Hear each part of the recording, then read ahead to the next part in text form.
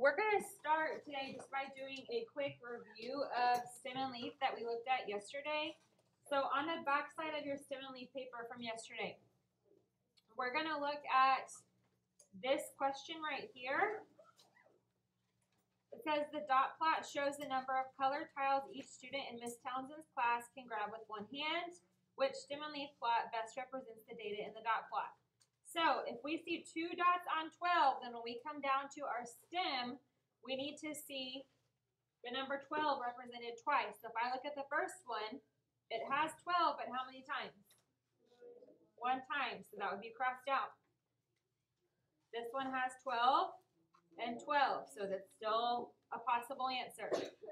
This one has 12 once, so we're going to cross it out, and this one has it twice as well. Remember that your stem is your tens place value and your leaf is your ones place value, okay? If we come back up to our data, notice that they're counting. This is 12. That makes this right here, it looks like they're counting by threes. This would be 15. This would be 18. So think about your multiples of 3. 3, 6, 9, 12, 15, 18, 21, 24, 27, 30. We come up here, we have those filled in already. On your DCP, there was a question where you had to count in multiples of 3. So you have to pay attention to how they're counting.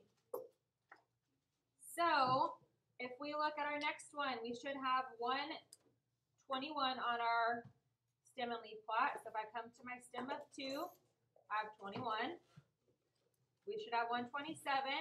My stem of 2, I have 27. So it should look like 2 on the stem and 1 and 7 for the leaf, and this one looks the same way, so we're going to keep going. We have nothing on our 30s, so we should have nothing, we shouldn't have anything, any number on there with our 3. This one is blank with no number, this one has a 0. If it has a 0, it's going to represent 30. Do we have a dot at 30? No, so we're going to cross that one out, and we know now that this is our answer. Okay, we're going to skip over question 2. I want you to go down to question 3. This is more of how it looks on STAR. It says teachers recorded the amount of steps they took while monitoring a test in 1 day. The stem and leaf plot shows the results. Which statement best describes the data represented?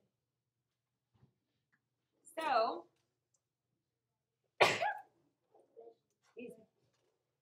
so if we look at the answer choices, A says the number of teachers who took between 80 and 89 steps. I want you to put a box around of teachers who took between 80 and 89 steps. Put a box around that whole phrase. And now we're going to count how many teachers took between 80 and 89 steps. So if we look, this is where 80 would start. And we have 1, 2. Did it say including? No, so we're not going to include these 89s. We're just going to count these 2. So where you just box that information in, I want you to write 2 above it. And then it says is greater than the number of teachers who took between 60 and 79 steps. If we look, starting at 60, we have 1, 2, 3, 4. And 79 would be at the end here, so we have 1, 2, 3, 4. So we have 8 total teachers who took between 60 and 79, so that would be 8. Now I want you to read this answer choice just using the words that are not boxed and the numbers that you wrote down. The number 2 is greater than the number 8. Is that true? Is 2 greater than 8? No, so cross it out. B, the most common number of steps is 98. If we look up at our stem and leaf plot, I'm going to look row by row to see where I have the most. So if I look at 98, I have 3 98s. I'm looking for a number that is used 3 times in the same row, and I don't see anything else, so this must make that answer true. And now we can move on. Number 4. Says the dot plot shows the number of chess games won by each of the 20 students in a competition.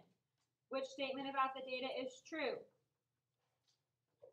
When you have a dot plot, like my poster says, always make a list. Okay? So the first step we need to do is make a list of our values. So we have 0 3 times.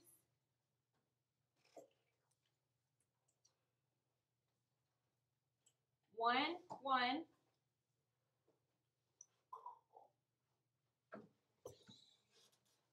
3 3 3.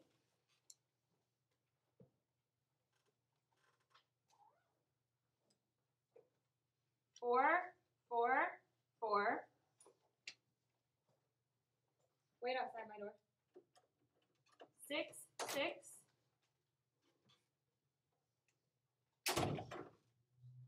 7 7 7.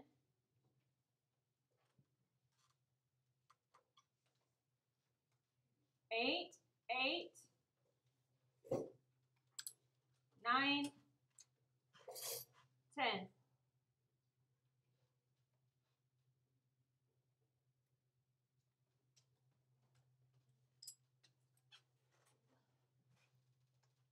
Says which statement about the data is true? So the first thing we have to do, if you notice on all of them, it starts with the median. We have to find a median. So I'm going to go to my numbers and work my way in.